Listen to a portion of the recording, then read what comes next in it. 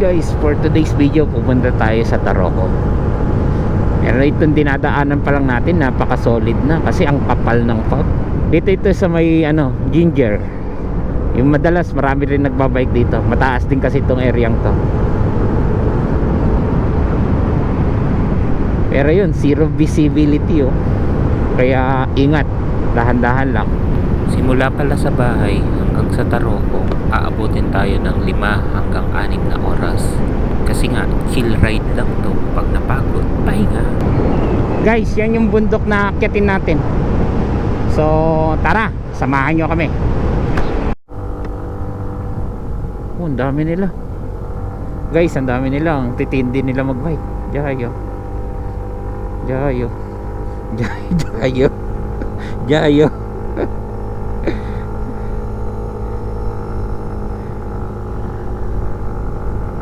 Wala, may hina pa. Ito, mas malupit to.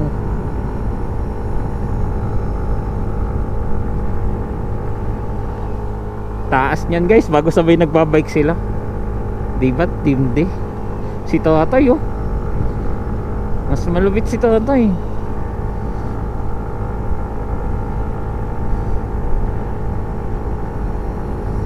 Malupit, ha? Kala ko yung bike niya man yung ordinary bike mas malupit si Meme. Lusay. Hindi yung yung bike na parang nirerentahan lang. Hindi, dito yung mga lay. Dito sa Binti. Bikers ako Gayo.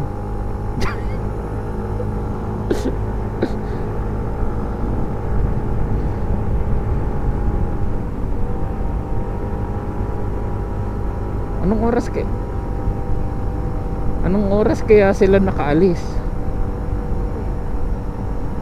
Sa bagay, dyan lang sila sa baba, no?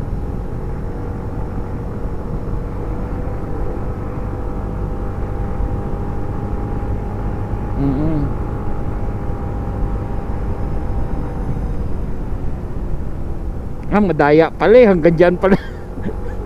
I mean, dyan lang pala nila yung bike Batang ito, siguro sinakay mo yung bike mo dyan, no? Ito electric bike siya. Sa part na to, puro paahon na, pero ang dami pa rin nagbabike. Nanay pa yun, partida. Pero sa view, ang ganda.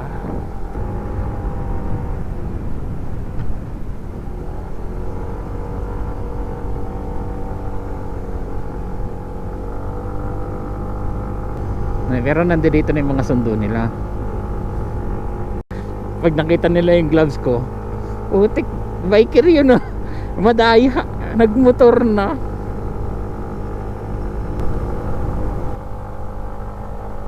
Guys, so ganda.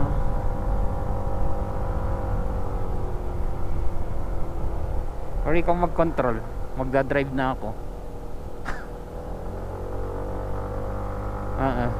Paglakad ka na lang. Ay, ito na yun sana kung dediretso sila.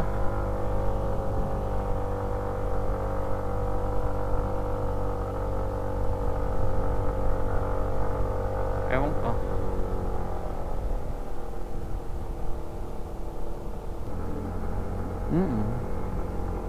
Temporary close. Ha? Pero alam nilang temporary close, di ba? Ayun ang ganda. Ayun ang ganda. Yung palang pupuntahan nating Galaan, naka-temporary close. Uy, muntikan na tayo. Gilid na gilid. Hindi na rin tayo hinto dito sa areang to. Kasi dati napuntahan naman na natin to. Kumbaga, priority natin sa Taroko. Ha? Oo, bakit?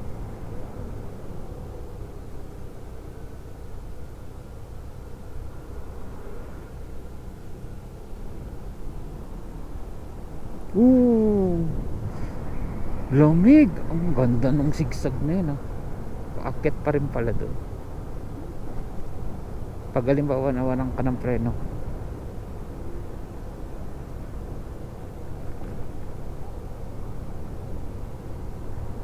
Simula dito, halos aabutin pa tayo ng 2 oras. Pero yung mga tanawin, maganda rin. Hindi ko ina-expect na maganda rin pala sa side na to.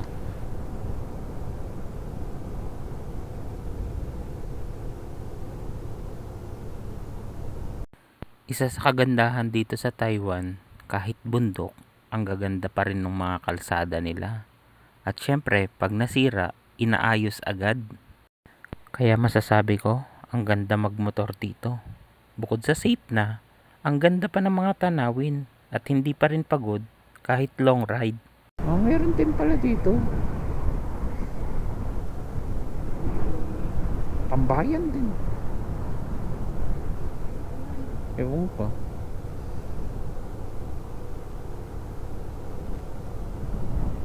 Ano yan? Bababa tayo bago akit ulit? Guys, napakalupit! Wow! Wow! Ano yun? Napakaastig guys! Ang ganda! Ang ganda! Ganda! Gago!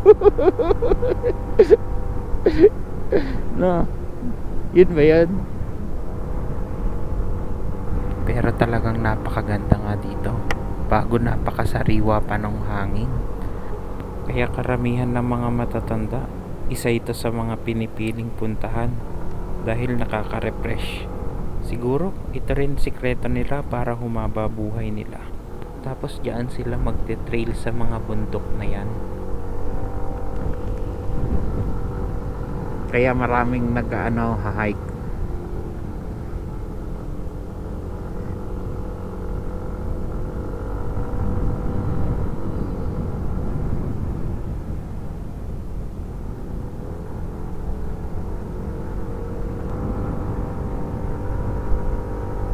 Daming akyatan.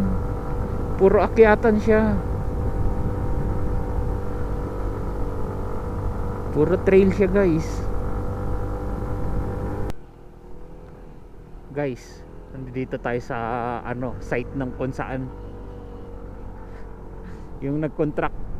Nasaan na yung contractor niyan?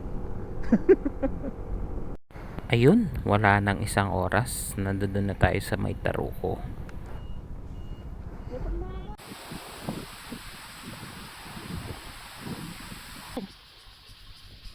Guys, tambay kayo ah.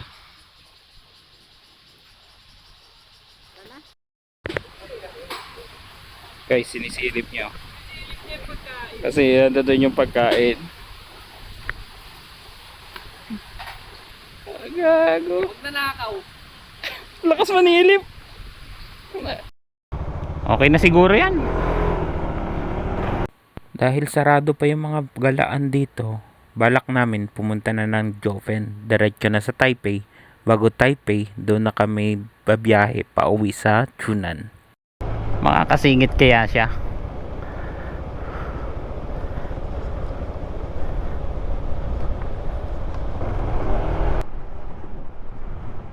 Dahil inaayos pa yung ibang part ng kalsada, meron lang oras kung kailan pwedeng daanan yung mga kalsadang yun. Katulad dito, 3:00 sila nag-open. Kaya yun, halos sabay-sabay kaming umalis. Privilege ng nakamotor. Privilege ng nakamotor. Buti na lang wala tayo sa Pilipinas. Kung hindi, sinita tayo ng mga nakasasakyan.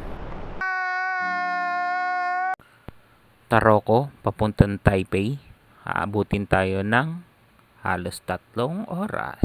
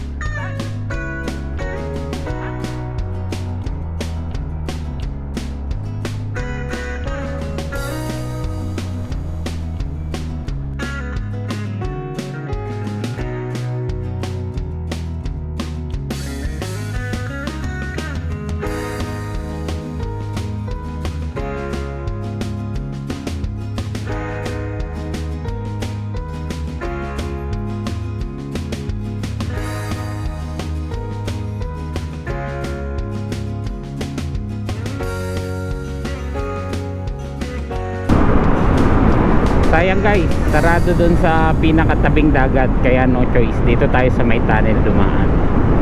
Pero ang ganda dito, yung pinakaitaas nito parang release ng train, kasi yung tunog ng train ang lakas kanina. Kung hindi lang sigurado kurakot sa atin, okay din eh, meron din tayong ganito. Ayan no, hindi tayo dumaan dati dito eh, hindi tayo dumaan, di ba? Pero maganda yun dun sa tabing dagat.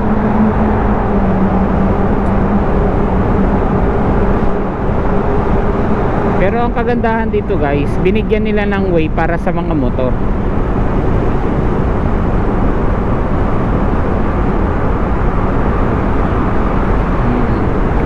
Bundok tong nasa taas, pero parang train muna bago bundok. Binutas lang nila. Ayan o, yung symbol na yan, para sa mga motor yan. Dito na tayo. Dito. Hindi. Saan ba? Ito ba?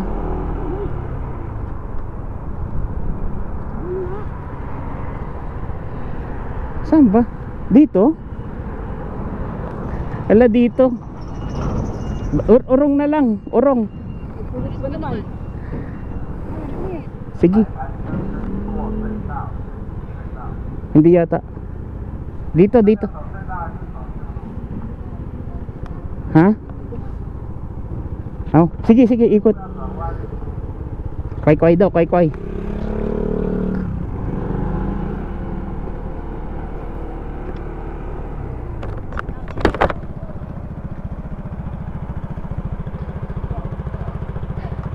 Ilan? Sheshe.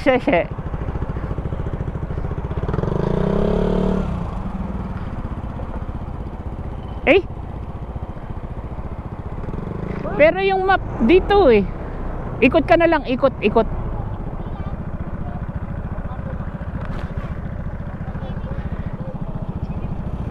Pwede kasi dyan, dito na lang tayo, pwede dyan. Pwede dyan.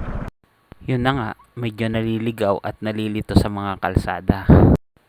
Buti na rin lang, mabait yung pulis na nakakita sa atin. Kung hindi, mahuhuli pa, magkakamulta pa tayo. Mahal pa rin naman pag nagkaroon ng violation dito, magastos. Inisip namin baka sira or sarado yung kalsada. Tingnan ko lang muna. Uy, dahan-dahan.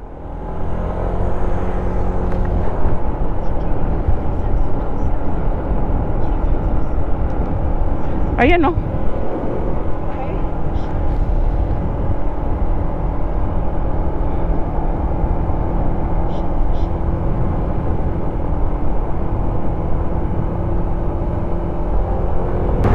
Buti na lang hindi tayo hinuli.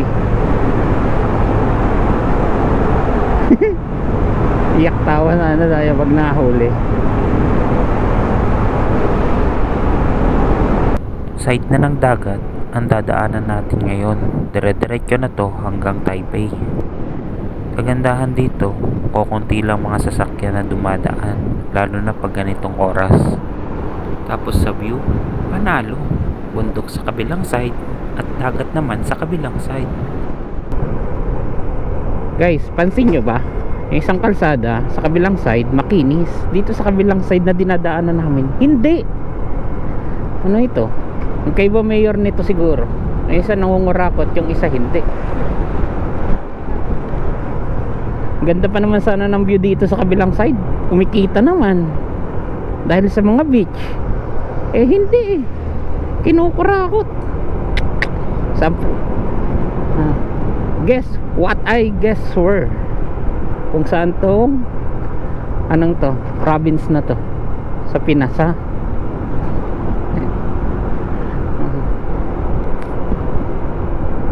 Kitang-kita nyo naman, makinis. Ito, malubak. Ay, mayor, ano na? Ay, ano na tayo, mayor? Nandito na pala tayo sa Gold Mountain. Inabot na rin tayo ng dilim. Pero ang ganda dito, lalo na sa ganitong oras. Pero sayang, hindi natin nabidyohan, lalo na yung bundok na maraming ilaw.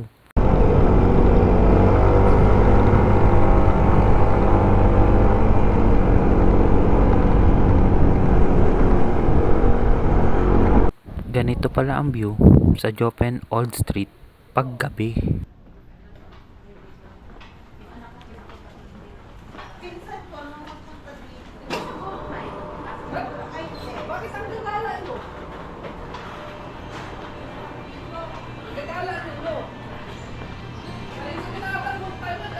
Sayang, hindi natin naubutan na bukas pa yung mga ibang kainan. Kaya ang ending, sa Family Mart na lang ulit kami kumain. Mag-aalas 9 na kasi nung nakarating kami.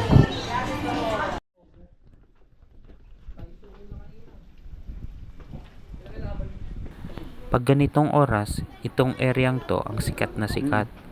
Tapos meron din daw isang restaurant dito na madalas pinagpipicturan ng mga turista. Kaya tara, puntahan na natin yun. Pagkatapos nun, uwian na.